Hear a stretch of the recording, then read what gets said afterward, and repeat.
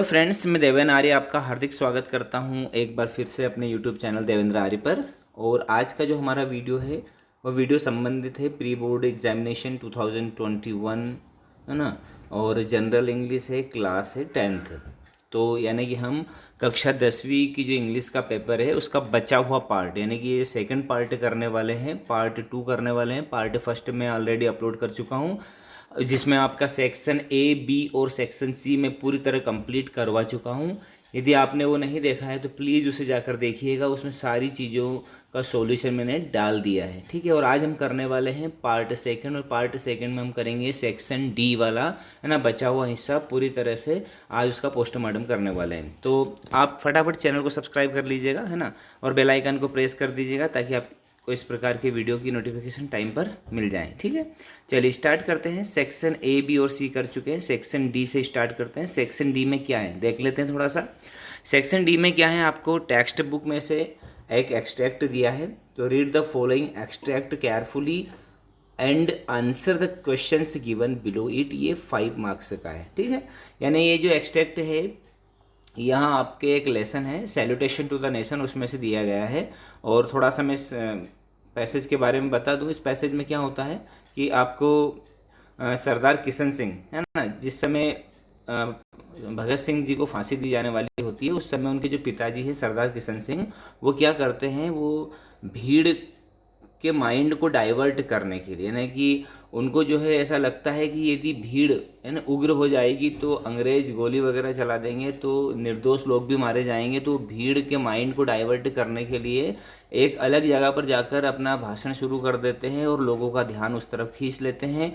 तभी एक दूध वाला आता है और उनसे बोलता है कि अब भगत सिंह को फांसी दे दी गई है। तो सरदार किशन सिंह उस भीड़ को कहते हैं कि तुम यहाँ से बिल्कुल भी मत हिलना, मैं भगत सिंह के शव को लेने जा रहा हूँ और मैं नहीं चाहता कि मुझे भगत सिंह के शव के साथ कुछ निर्दोष लोगों के शव भी उठाने पड़े, है ना। इस प्रकार से वो बोल के चले जाते हैं कहाँ पर, भगत सिंह के शव को लेने। ओके, अब हम इसके कुछ क्वेश्चन करने वाले हैं। पैसेज मैंने आपको समझा दिया। क्वेश्चन फर्स्ट है, आपको सिर्फ ऑब्जेक्टिव, है ना, छांटना इसमें से। इफ़ आई से डोंट बज फ्रॉम हियर आई मीन, यदि मैं कहूँ कि डोंट बज फ्रॉम हियर तो उसका अर्थ क्या होता है। डोंट बज फ्रॉम हियर का अर्थ होता है डोंट मूव फ्रॉम हियर, यहाँ से बिल्कुल भी मत हिलना, ठीक है। बी वाला क्वेश्चन है, from which lesson has the extract been taken, किस लेसन से यह एक्सट्रैक्ट लिया गया है। अभी मैंने बताया सैल्यूटेशन टू द नेशन, है ना। अगला है, हु वाज सरदार भगत सिंह, तो सरदार भगत सिंह कौन थे। तो सरदार भगत सिंह थे सरदार किशन सिंह से सन, सरदार किशन सिंह के लड़के थे, ठीक है, यानी उनके पिता का नाम सरदार किशन सिंह था। चलिए अगला क्वेश्चन है इसी में, why did this valiant young man sacrifice their lives, इस वैलियंट यंग मैन ने, है ना, अपने प्राणों की आहुति क्यों दे दी, सेक्रीफाइस क्यों कर दिया। तो this valiant young man sacrificed his live because for the sake of Motherland. क्या लिखेंगे हम, आंसर इसका लिखेंगे, this valiant young man sacrificed लिखेंगे, ठीक है। This valiant young man sacrificed his life for the freedom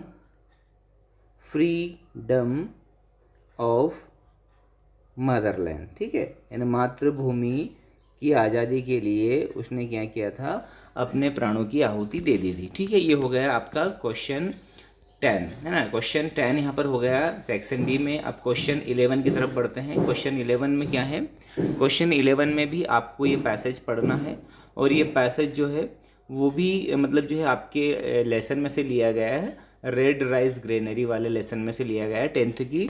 तो इसमें हमने पढ़ा है कि सुधा मूर्ति नाम की एक लेखिका है, वो लिखती है कि मेरे दादा दादी, है ना, के टाइम पर क्या होता था कि लोगों के पास पैसे नहीं होते थे, लेकिन उनको दान करने की बहुत इच्छा होती थी, तो दान स्वरूप पैसे नहीं देते थे, वो चावल देते थे लोगों को। और अलग अलग जाति के, अलग अलग धर्म के लोग आते थे, वो सभी को वो दान देते थे, और सभी, है ना, जब दान प्राप्त कर लेते थे तो बहुत खुश होते थे और बदले में हमें आशीर्वाद देते थे। तो इस पैसेज में ये सब चीज़ हमने देखी। अब इसका कुछ क्वेश्चन हमको करना है, तो देख लेते हैं क्या क्वेश्चन है। फर्स्ट है, the writer of the lesson is, जो लेसन है इसकी राइटर कौन है, सुधा मूर्ति है। The meaning of the word alms is, alms का अर्थ होता है दान, है ना, charitable donation. The only help to the needy people was in the form of rice, है ना। उनको जो ज़रूरतमंद लोग होते थे उनको सिर्फ क्या चीज़ दी जाती थी, चावल, क्योंकि पैसा उस समय नहीं चलता था, ठीक है। और क्वेश्चन डी है, what did people do after receiving help, जो लोग होते थे वो हेल्प लेने के बाद क्या करते थे। तो इसका आंसर यहाँ से हो जाएगा, थोड़ा सा देख लेते हैं। पीपल, ठीक है, यहाँ से people who receive help do not talk too much, they would receive the rice smile and right their right hand to bless us, ठीक है। जो लोग दान लेते थे वो कुछ नहीं बोलते थे, वो सिर्फ क्या करते थे, चावल लेने के बाद मुस्कुराते थे और अपना हाथ हमें आशीर्वाद स्वरूप ऊपर उठा देते थे, ठीक है। ये इसका आंसर हो गया। आगे बढ़ते हैं क्वेश्चन 12। अब क्वेश्चन 12 से क्या आ जाता है, आपको कुछ क्वेश्चंस के आंसर देने होते हैं। तो मैं इन क्वेश्चन के आंसर आपके लिए अलग पीडीएफ में लिख कर लाया हूँ। सारे क्वेश्चन के आंसर मैंने लिखे हैं, बिल्कुल आपके लिए मेहनत की है, क्योंकि आप मेरे चैनल को सब्सक्राइब करेंगे और वीडियो को लाइक करेंगे और अपने दोस्तों के साथ शेयर करेंगे, है ना। इस कंडीशन के ऊपर मैं आंसर लिख के लाया हूँ। तो चलिए देखते हैं। क्वेश्चन 12 है। क्वेश्चन 12 कहता है, answer the following question, what did Mahatma Gandhi say on the death of Bhagat Singh. Mahatma Gandhi ने भगत सिंह की मृत्यु के ऊपर क्या कहा था। और इसका ए का आंसर हम लिख के लाए हैं। बी में what was the duty of the little boy, इसके बी का आंसर हम लिख के लाए हैं। और 13वें क्वेश्चन में हमने लिखा है what was the decision in the case of Subuddhi and Kubuddhi, ये वाला नहीं लिखा, हमने लिखा है write characteristics sketch of Bhamashah, यानी कि भामाशाह के चरित्र का वर्णन करना है, ठीक है। तो ध्यान रखिएगा 13वां जो क्वेश्चन है उसका ना नीचे वाला अथवा वाले का आंसर हम लिख के लाए हैं। अभी आपको मैं पीडीएफ बता रहा हूँ। और जो 14वां क्वेश्चन है इसको हम सॉल्व कर लेते हैं पहले। 14वें क्वेश्चन में आपको क्या करना है, एक्सट्रैक्ट पढ़ना है। जैसे हमने अभी प्रोज वाला एक्सट्रैक्ट पढ़ा, ये पोइट्री वाला है ना। तो read the extract carefully and answer the question given below. तो इसमें है name of the poem is, है ना। ये जो पोइम है ये किस मतलब जो है इस कविता का आपको नाम लिखना है। अब ये समझिए, आप पहले लाइन पढ़ लेते आपको खुद ब खुद समझ में आ जाएगा कि ये किसके बारे में है। O you that are so strong and cold, O blower are you young or old, are you a list, ये लिस्ट नहीं ये बिस्ट है, ठीक है, यहाँ पर मिसप्रिंट हुआ है। ऑफ फील्ड एंड ट्री और just a stronger child than me. तो ये जो पोएम है इसका नाम है विंड, ठीक है, हवा के बारे में है ये, है ना। अब हम पढ़ते हैं बीस्ट। देखो अभी मैंने कहा था ये मिसप्रिंट है। बीस्ट का अर्थ क्या होता है, बीस्ट का अर्थ होता है एनिमल, ठीक है। और अगला क्वेश्चन है इसी में, विच आर राइमिंग वर्ड्स, कौन से शब्द राइमिंग शब्द हैं। तो राइमिंग का अर्थ होता है समान ध्वनि वाले शब्द। तो tree and me rhyming word आ जाता है। अब क्वेश्चन 15 की तरफ चलते हैं। क्वेश्चन 15 और 16, 17 और 18 सभी के आंसर मैंने लिखे हैं आपके लिए। सभी की आंसर की पीडीएफ में अभी आपको उपलब्ध करवा रहा हूँ। इसमें हमने लिखा है how does the poet describe anger in the first stanza of the poem anger, ये 3 नंबर का इसका आंसर मैं लिख के लाया हूँ। क्वेश्चन 16 में 2 क्वेश्चन के आंसर करना है आपको, तो मैं ए और बी के आंसर में आपको प्रोवाइड करवा रहा हूँ। Where do the windows open और who is noble brave and wise. Question 17 में आपको 3 करने हैं, ठीक है। इन तीनों क्वेश्चन के आंसर मैं आपके लिए लेकर आया हूँ। इसमें हम ए बी और है ना डी वाला करेंगे, ध्यान रखिएगा, ए बी और डी वाला करेंगे। In what place malaria does not occur, why did Panna Dhai sacrifice her son, और what was the problem of the soldier, ठीक है। और क्वेश्चन 18 हम देख लेते हैं। क्वेश्चन 18 में भी आपको 2 करने हैं और ये जो है 3-3 अंक के हैं और ये आपकी जो है वर्कबुक में से लिए गए हैं। पहला है how is cow useful for us, और इसी में हमने अगला किया है बी वाला, what is the main goal of our educational system, ठीक है। तो इसकी पीडीएफ मैं भी आपको बता रहा हूँ, इनके आंसर वगैरह बता रहा हूँ, समझिएगा, उनको भी मैं समझाऊंगा, ठीक है। चलिए बढ़ते हैं हम पीडीएफ की तरह। हमारी देख लेते हैं, पीडीएफ है हमारी, चलिए यहाँ पर आ जाते हैं हम, ठीक है। यानी क्वेश्चन 12, जो क्वेश्चन 12 है आपका, उस क्वेश्चन 12 के ए वाले का आंसर मैं आपको बताने जा रहा हूँ अभी। ए वाला जो क्वेश्चन है उसका, कि महात्मा गांधी ने भगत सिंह की मृत्यु के ऊपर क्या कहा था। तो Mahatma Gandhi said it has increased our power for winning freedom for which Bhagat Singh and his comrade died.